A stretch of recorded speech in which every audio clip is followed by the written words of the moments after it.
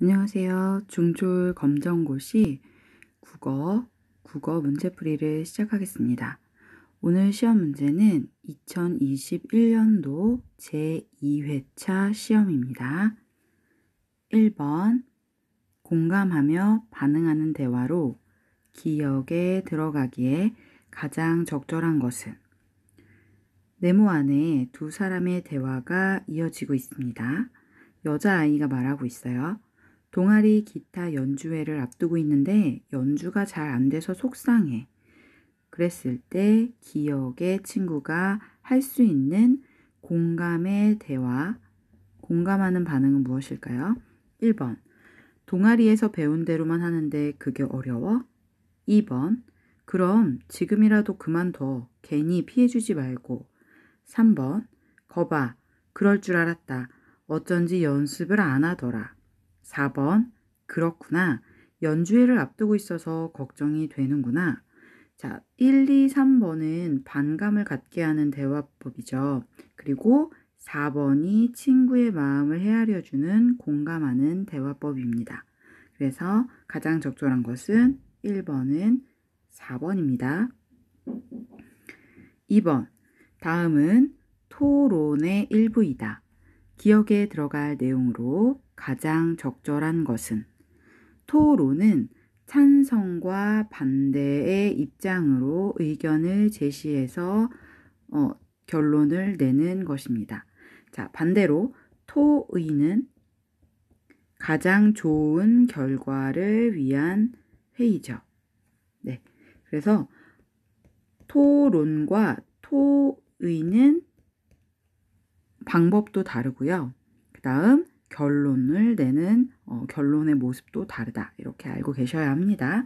자, 그럼 토론이라고 했으면 찬성 측과 반대 측의 입장이 나오겠죠. 논제는 학교 내 복도에 무인 방범 카메라를 설치하자. 찬성. 교내 모든 복도에 무인 방범 카메라가 설치되어야 합니다. 학교의 사각지대가 사라진다면 학생들이 자신의 행동을 스스로 조심하게 되어 학교 폭력이 줄어들 것입니다. 반대측. 저는 바로 그 점 때문에 교내에 복도 무인 방범 카메라 설치에 반대합니다. 학교의 모든 복도에 카메라가 설치되어 학생들의 일거수일투족이 빠짐없이 촬영된다면 기억입니다. 라고 해서 기억의 밑줄이 들어있어요. 알맞은 것은 무엇일까요? 반대측 입장이니까 반대측 입장의 의견을 염두에 두고 찾아볼게요. 1번, 사생활 침해 우려가 크기 때문입니다. 2번, 초기 설치 비용이 많이 들기 때문입니다. 3번, 유지 및 보수 관리가 어렵기 때문입니다. 4번, 교내에 외부인 출입이 어려워지기 때문입니다. 반대측 입장에 알맞은 이야기는 무엇일까요? 네, 1번 사생활 침해 때문에 지금 학생들의 일거수일투족이 빠짐없이 촬영된다면 사생활 침해 우려가 크기 때문입니다. 라고 1번이 가장 알맞은 의견이 되겠네요. 2번은 1번입니다. 3번, 다음 표준 발음법 규정에 맞지 않는 것은?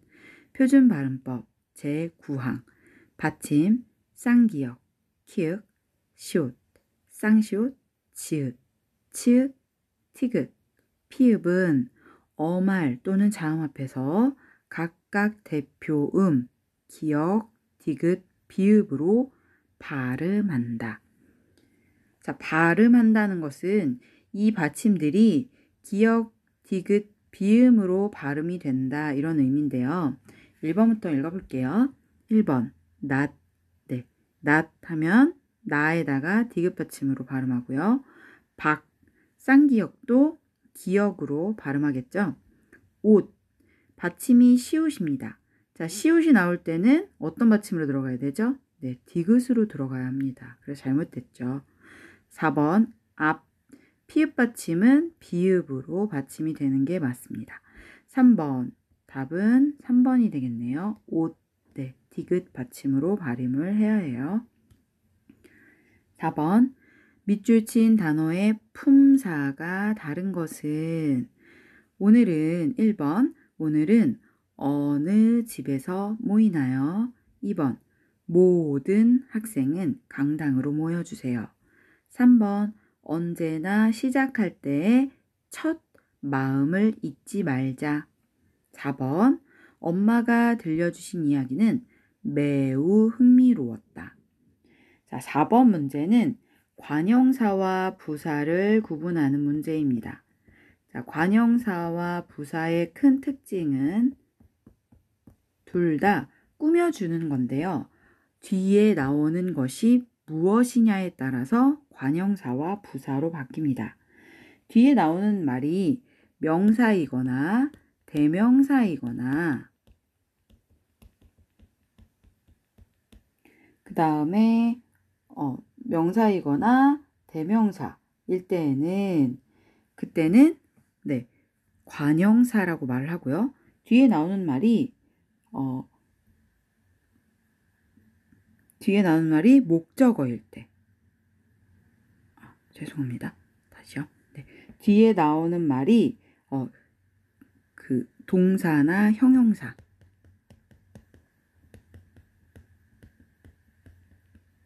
즉 서술어가 나오면요. 부사가 될 가능성이 매우 큽니다. 네.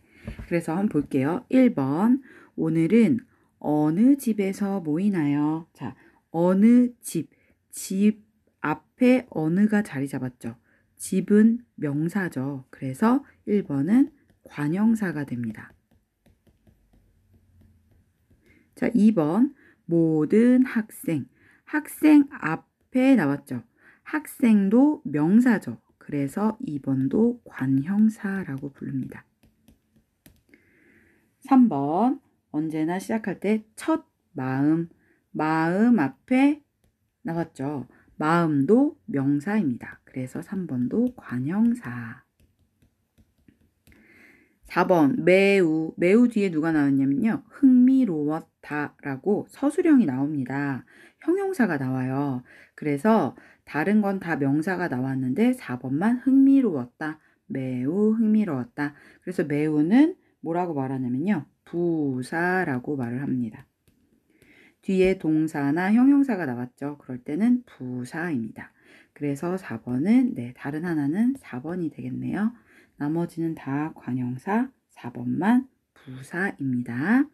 명사가 나오느냐, 서술어, 형용사나 동사가 나오느냐에 따라서 품사가 달라지는 경우가 4번 문제였어요. 5번 기억과 같은 어휘를 사용하는 이유로 가장 적절한 것은 박스 안에 보면 대화가 나오는데요. 괄호가 2개 나옵니다. 첫 번째 괄호 엄마가 아들에게 하는 말, 두 번째 괄호는 요리사들의 대화. 엄마가 아들에게 당근은 가늘고 길게 채 썰어줘. 요리사들의 대화로는 당근은 줄리엔으로 썰어주세요. 여기서 줄리엔이란 하고 밑에 다시 풀이가 나오죠. 줄리엔, 채소나 고기를 길고 가는 모양으로 채 써는 것을 가리키는 요리 용어. 네, 그러면 기억과 같은 어휘, 줄리엔이라고 사용하는 이유는 1번, 고유어를 사용하여 생생하게 표현하기 위해 2번, 지역 방언을 사용하여 동질감을 형성하기 위해 3번, 전문어를 사용하여 소통을 효율적으로 하기 위해 4번, 유행어를 사용하여 문화적 특징을 드러내기 위해 줄리엔은 요리 용어죠. 그래서 엄마가 아들에게 말할 때 같은 의미이지만 요리사들끼리는 다른 언어를 써요. 자, 이게 결국 무슨 얘기일까요? 전문어겠죠. 네, 그래서 5번은 3번. 전문어를 사용하여 소통을 효율적으로 하기 위해 하죠. 자, 요리사들끼리의 용어가 다르고 의사들끼리의 용어가 다르고 전문가들끼리는 서로 주고받는 어휘가 다르죠. 그걸 전문어라고 합니다. 5번은 3번입니다. 6번 밑줄 친 문장 성분이 기억에 해당하는 것은 밑줄 친 문장 성분이 뭔지 한번 볼게요. 문장을 이루는 데 필요한 주 성분에는 주어, 목적어, 보어, 서술어가 있다. 그런데 여기서 물어보고 싶은 건 보어네요. 보어는 무엇일까요? 1번 아침에 까치가 울었다. 2번 내 동생이 반장이 되었다. 3번 형이 강가에서 산책을 한다. 4번 여름에는 수박을 많이 먹는다. 자, 기억은 보어를 찾는 건데요. 1번부터 아침에 까치가 울었다. 자, 뭐뭐가 무엇이 하면 주어입니다. 누가 무엇이 이렇게 나오면 주어 성분이죠. 그래서 까치가는 주어입니다. 2번 내 동생이 반장이 되었다. 자, 반장이 되었다. 그러면 내 동생이 무엇이 되었다. 주어는 무엇일까요? 여기서 내 동생이 주어가 되겠죠.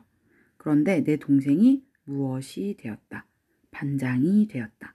보어는 보어는 빠지면 안 되지만 문장에서요. 빠지면 안 되지만 주어나 목적어는 무엇을 뭐뭐를 이라고 표현을 따라 붙고요. 서술어는 말 그대로 끝나는 말이죠. 그래서 보어는 주어도 아니고 목적어도 아니고 서술어도 아닐 때 남아있는 게 보어인 경우입니다. 자, 빠지면 안 되지만 주어, 목적어, 서술어가 아닌 것. 내 동생은 주어, 되었다는 서술어. 하지만 을이나 르이 붙지 않아서 반장이라는 말은 보어가 되겠죠. 3번 형이 강가에서 산책을 한다. 형이 주어죠. 산책을 목적어죠. 뭐뭐 한다. 서술어입니다. 자, 형이 산책을 한다. 문장이 이어지죠. 의미가 연결이 됩니다. 그래서 강가에서 라고 나와 있는 건 사실 빠져도 문장이 어색하지 않아서 주성분은 아니에요. 그래서 보어는 안 되고요. 자, 그럼 이런 경우를 뭐라고 할까요? 네, 관용어라고 합니다. 관용어는 목적어를 꾸며줘요. 뒤에 목적어 나오죠. 산책을 한다. 어디에서 무엇을. 그래서 관형어라고 말합니다. 4번 여름에는 수박을 많이 먹는다. 수박을 나왔죠. 그럼 뭐겠어요? 목적어가 되겠죠. 이렇게 해서 보어에 해당되는 보기를 찾는 것이 6번 문제였어요. 보어는 주성분이다. 주성분은 꼭 필요한 건데요. 문장에서 빠졌을 때 문장이 연결되지 않는 것인데 주성분에는 주어와 목적어와 보어와 서술어가 있습니다. 그런데 주성분에서 주어, 목적어, 서술어를 뺀 나머지를 보어라고 해서 찾기가 좀 어렵긴 하죠. 하지만 문장을 잘 분석해보면 어떤 게 주어이고 목적어는 확실히 을을이 붙고 서술어는 끝나는 말이고 이것을 뺐을 때 이것을 제외한 나머지를 보어라고 하는데 문장에서 꼭 필요한 것 이렇게 찾으시면 됩니다. 그래서 6번은 2번이 되겠네요. 6번은 2번입니다.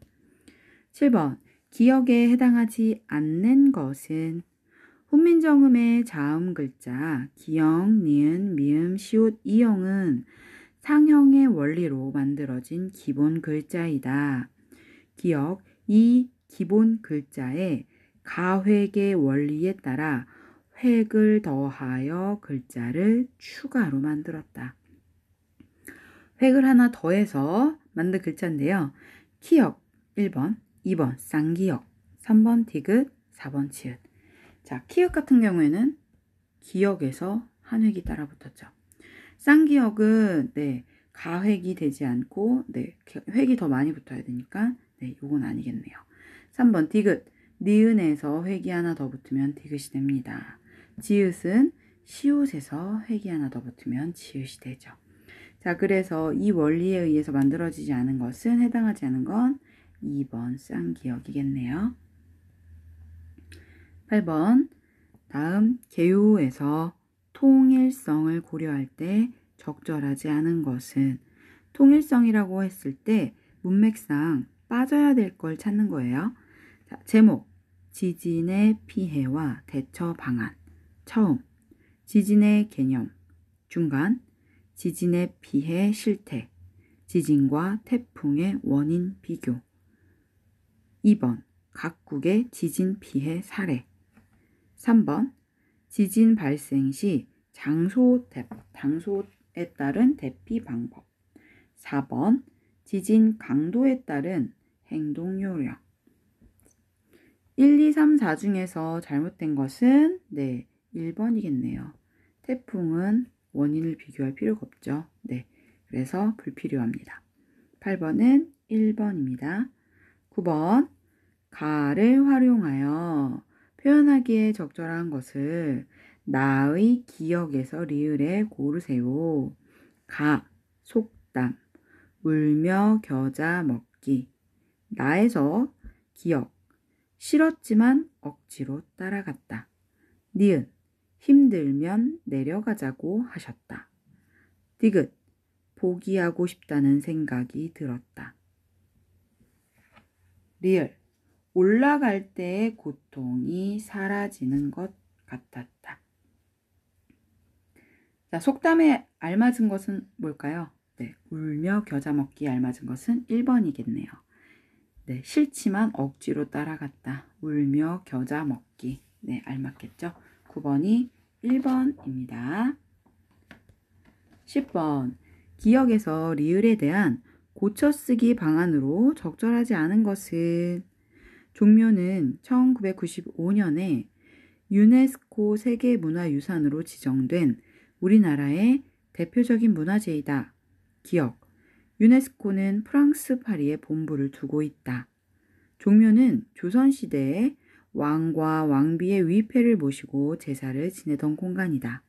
니은 조상은 추모하는 장소이므로 화려한 단청 같은 장식은 없다.